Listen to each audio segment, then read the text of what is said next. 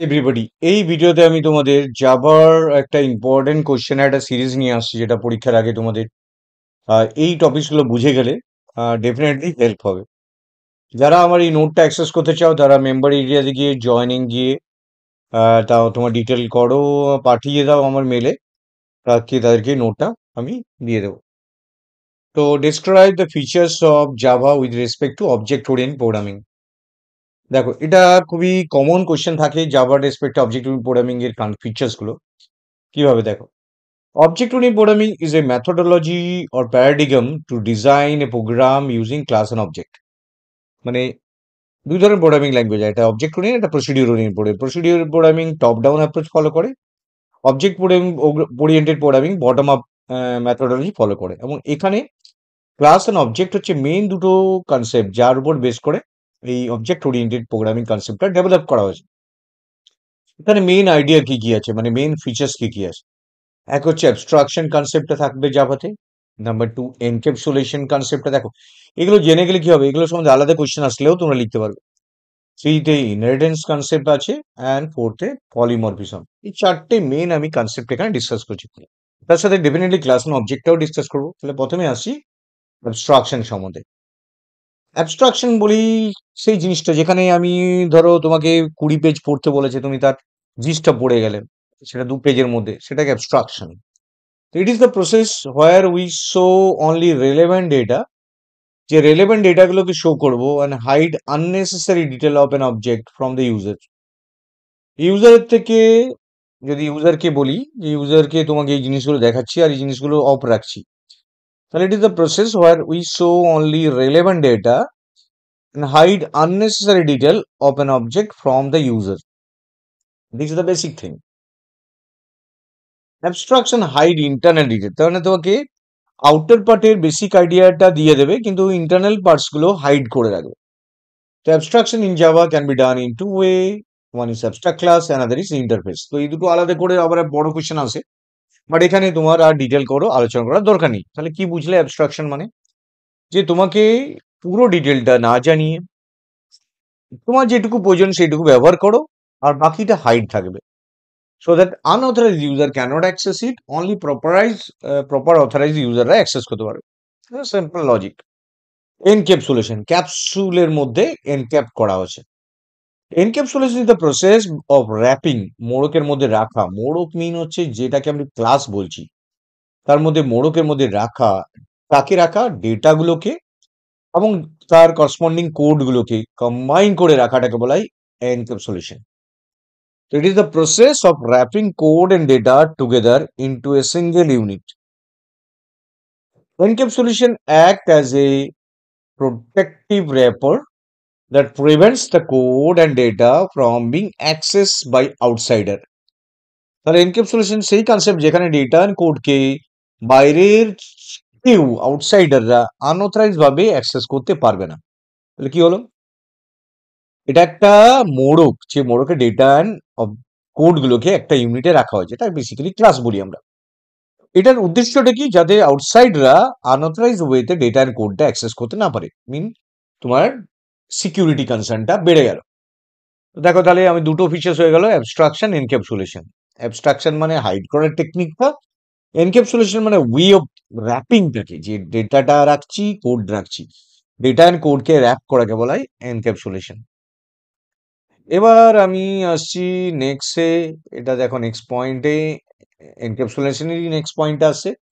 Encapsulation done by declaring the variable as private and providing public methods and view the variable values.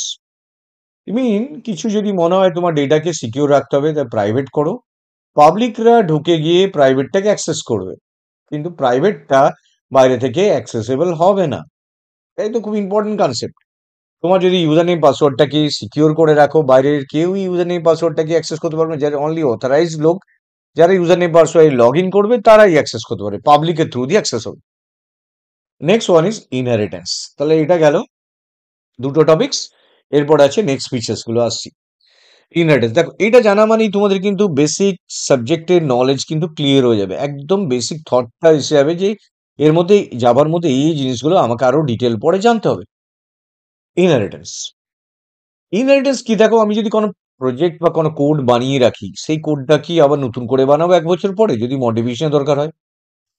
যেটুকু modification করলাম সেটা add করে দিলাম, তাহলে আগেরটা আর নতুন মডিফিকেশন অ্যাড হয়ে একটা নতুন অবজেক্ট তৈরি হয়ে যাবে, যেটা তোমার আরো ভালো বেটার কোয়ালিটি প্রোডাক্ট হবে। তা ইনহেরিটেন্স কি হচ্ছে দেখো, it is the mechanism in Java by which one class is allowed to inherit the features, যে একটা ক্লাসের মধ্যে যে প্রপার্টিস গুলো আছে সেই ফিল্ডস গুলো মেথডস গুলোকে অ্যানাদার ক্লাসে নিয়ে আসাকে। তার মানে কি, একটা ক্লাস অলরেডি তুমি ক্রিয়েট করেছো, টেস্টেড আছে, ওকে আছে, আর একটা ক্লাসে তুমি ওটাকে আনতে চাইছো, তার মানে কি এর প্রপার্টি গুলো এতে ইনহেরিট করা হবে। It is the mechanism of inheriting one class to another class, one class to another class. It provides code reusability, কোডের রিইউজেবিলিটিটা মেনটেন করে।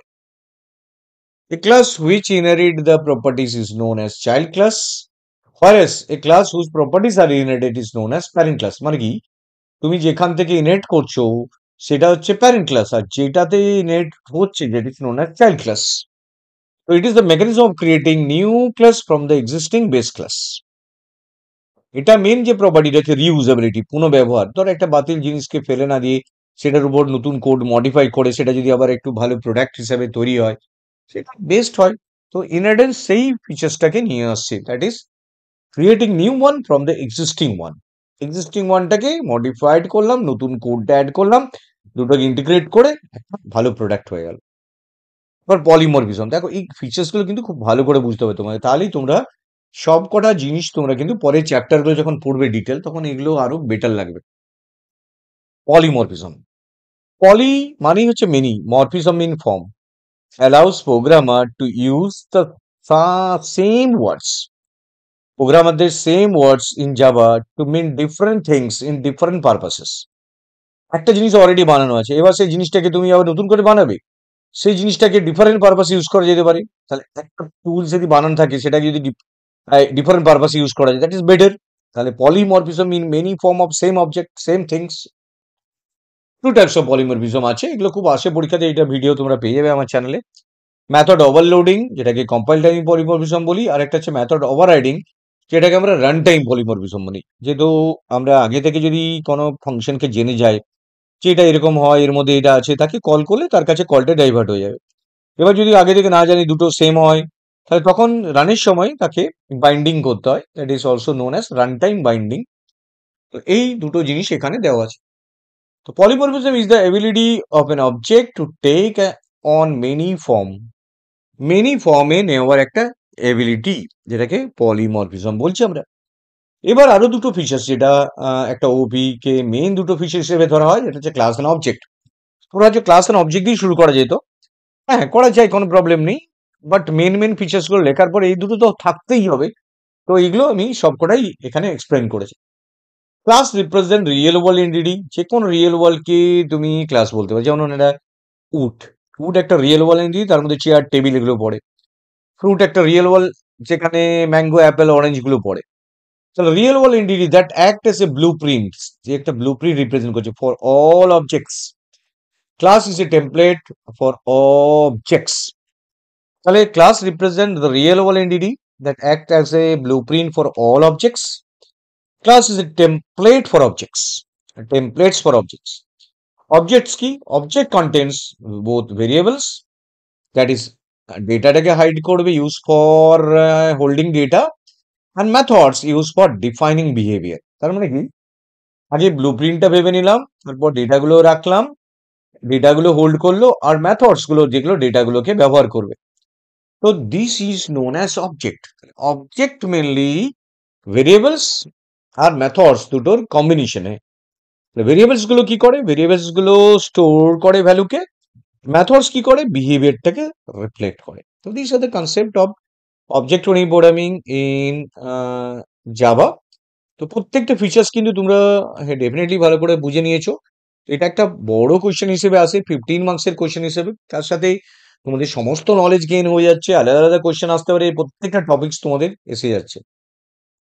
তো এই ভিডিওটা so thank you very much for watching this video, share and subscribe the channel, বন্ধু বান্ধবদের চ্যানেলটা share করো, maximum number স্টুডেন্টের যাদের এই নলেজগুলো দরকার তারা পেয়ে যাবে এবং পরীক্ষার আগে তারা বেসিক নলেজটা পেয়ে গেলে তারা নিজেরা প্রোগ্রামস করতে পারবে। So thank you very much for watching this video. Share and subscribe it. Thank you.